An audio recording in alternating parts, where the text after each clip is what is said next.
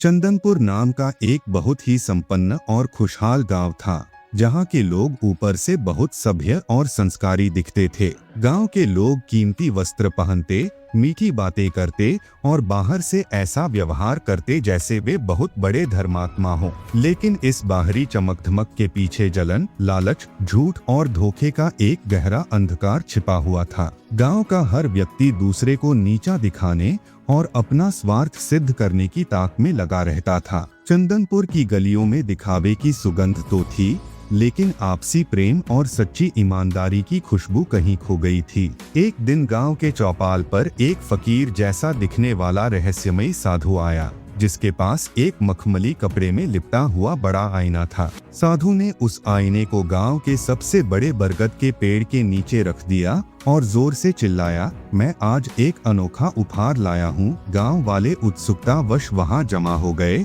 और साधु से उस आईने के बारे में पूछने लगे कि इसमें क्या खास है। साधु ने मुस्कुराकर कहा, यह आईना तुम्हारा चेहरा नहीं, बल्कि तुम्हारा असली चरित्र और तुम्हारी आत्मा का प्रतिबिंब दिखाता है। साधु की यह बात सुनकर पूरे गांव में हलचल मच गई और लोग उस आईने को करीब से देखने के लिए उतावले होने लगे। गांव का सबसे अमीर और घमंडी व्यापारी सेठ धनीराम सबसे पहले आगे आया और बोला, देखो तो सही मेरा चरित्र कैसा है।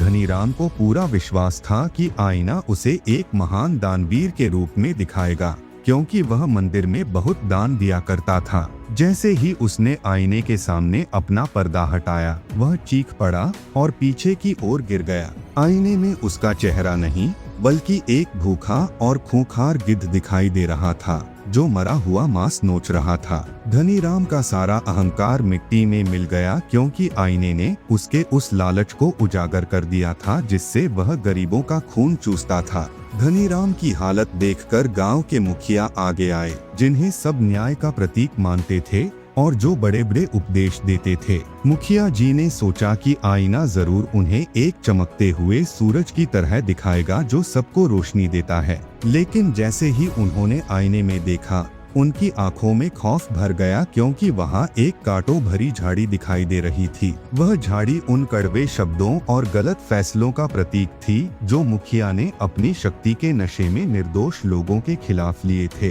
दरबार में मौजूद सभी लोग सन्न रह गए, क्योंकि जिस मुखिया को वे भगवान मानते थे, उनका अंतर्मन इतना कुरूप और कष्टदायक था। गांव में एक वृद्धा थी जो हर समय दूसरों की बुराई करने और इधर-उधर की बातें फैलाकर झगड़े करवाने के लिए कुख्यात थी। उसे लगा कि वह तो बहुत धार्मिक है, क्योंकि वह रोज माला जपती है, इसलिए वह बड़े गर्व से आईने के सामने खड़ी हुई। आईना देखते ही वह बेहोश होने वाली हो गई, क्योंकि प्रतिबिंब में उसके मुंह से काले जहरीले सांप निकलते हुए दिखाई दे रहे थे। ये सांप उन गंदी बातों और अफवाहों के प्रतीक थे जिन्होंने कई घरों की शांति को जहर घोलकर बर्बाद कर दिया था। अब गांव वालों को समझ आने लगा था कि यह आईना केवल कांच का टुकड़ा नहीं, बल्कि उनके पापों का जीवंत हिसाब है। देखते ही देखते पूरे गांव में डर का माहौल व्याप्त हो गया और लोग उस आईने के पास जाने से भी कतराने लगे। अब कोई भी अपनी बाहरी सुंदरता पर गर्व नहीं कर पा रहा था,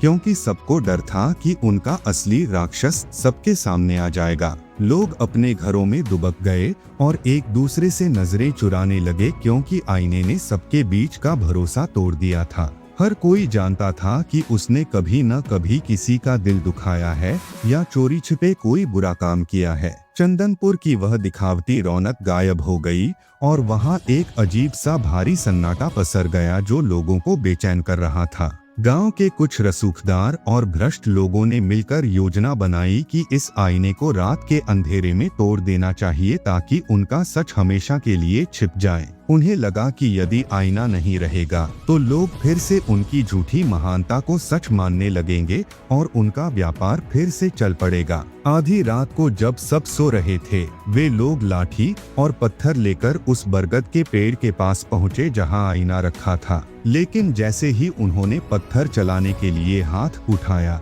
आईने से एक दिव्य रोशनी निकली जिसने उन्हें अंधा कर दिया। वे लोग डर के मारे वहां से भाग खड़े हुए, यह समझकर कि यह कोई ईश्वरीय शक्ति है जिसे मिटाया नहीं जा सकता। अगली सुबह एक छोटी सी गरीब अनाथ लड़की जिसका नाम मीरा था, वह डरते डरते उस आईने के पास पहुँचे। मीरा फटे हुए कपड़ों में थी और उसके पास न धन था और न ही कोई ऊंचा पद। वह बस दूसरों के घरों में छोटे काम करती थी। जैसे ही मीरा आईने के सामने खड़ी हुई, पूरा आईना एक अलौकिक नीली रोशनी से भर गया और उसमें एक खिला हुआ सुंदर कमल दिखाई दिया। उस कमल से ऐसी शांति और शीतलता बरस रही थी कि वहां मौजूद हर व्यक्ति का मन शांत होने लगा। साधु ने मुस्कुराते हुए कहा, देखो चंदनपुर वालों, यह है असली सुंदरता जो केवल एक पवित्र और निस्वार्थ हृदय में वास करती है। मीरा के प्रतिबिंब को देखकर गांव वालों के मन में एक नई चेतना जागी और उन्हें अपनी गलतियों का गहरा एहसास होने लगा।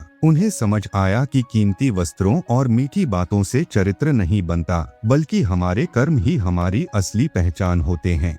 लोगों ने अब एक दूसरे से जलन करना छोड़कर अपनी कमियों को सुधारने का संकल्प लिया ताकि वे भी मीरा की तरह सुंदर दिख सकें। सेठ धनीराम ने अपना सारा अवैध धन गरीबों में बांटना शुरू कर दिया ताकि उसके प्रतिबिंब से वह गिद्ध गायब हो सके। मुखिया जी ने भी अपने पुराने गलत फैसलों को बदला और पीड़ितों से हाथ जोड़कर माफी मांगी और न्याय का मार्ग अपनाया। गांव में अब बदलाव साफ नजर आने लगा था। कोई भी व्यक्ति अब किसी की पीठ पीछे बुराई नहीं करता था, क्योंकि उन्हें उन सांपों का डर था। चोरी, बेईमानी और जमाखोरी पूरी तरह बंद हो गई, क्योंकि हर कोई चाहता था कि आईने में उसका रूप साफ और पवित्र दिखे। चंदनपुर के लोग अब दिखावे के लिए नहीं, बल्कि अपनी आत्मा की संतुष्टि के लिए अच्छे काम करने लगे थे। सराय में आने वाले यात्रियों को अब वहां पहले से कहीं ज्यादा सुरक्षा और सम्मान मिलने लगा, क्योंकि गांव वाले अब सच्चे बन चुके थे।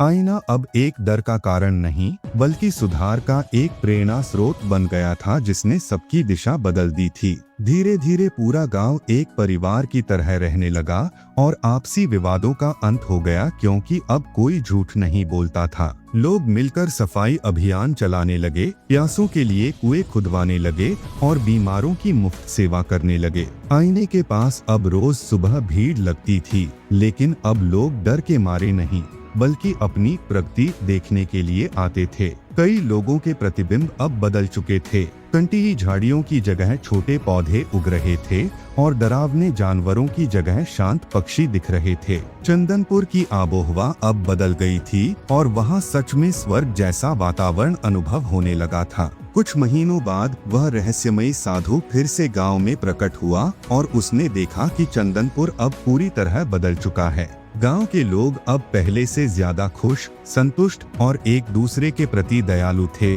जो किसी चमत्कार से कम नहीं था।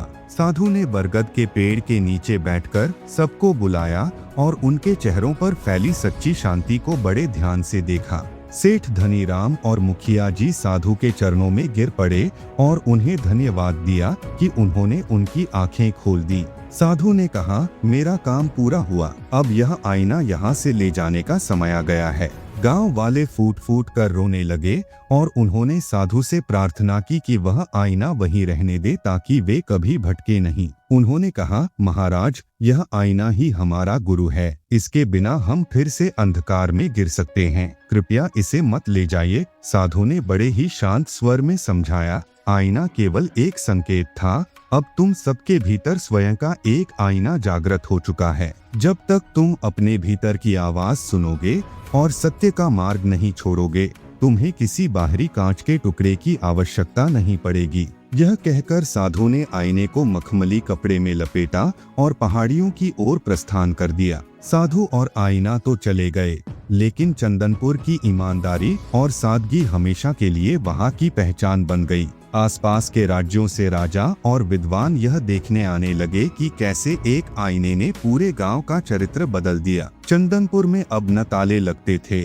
और न ही किसी पुलिस की आवश्यकता थी, क्योंकि वहां का हर नागरिक खुद ही अपना रखवाला था। अनाथ मीरा को गांव की बेटी मान लिया गया और उसकी शिक्षा और सुरक्षा का जिम्मा पूरे गांव ने मिलकर उठाया। चंदनपुर अब एक ऐसा स्थान बन गया था जहां लोग केवल शरीर से नहीं, बल्कि अपनी आत्मा से भी सुंदर थे।